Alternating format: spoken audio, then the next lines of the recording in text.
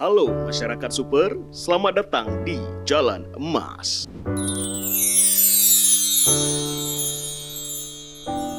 Masyarakat super, pernahkah terfikirkan bagaimana menjalani Idul Fitri di tengah pandemi ini?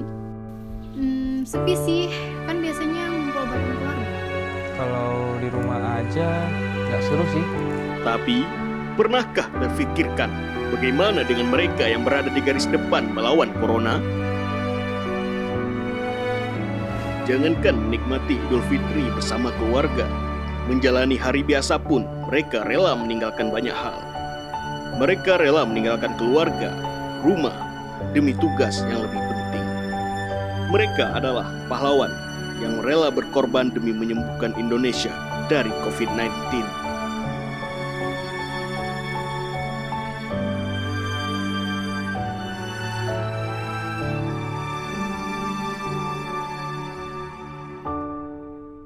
Kita bahkan bisa menikmati hidup sebagaimana mestinya, bersantai, tertawa, dan nyaman di rumah.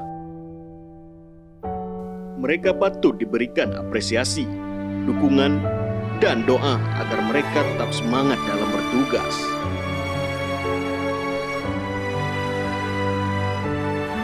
Mari kita saling mendukung, saling melindungi satu sama lain, ikuti himbauan dan anjuran yang telah diberikan.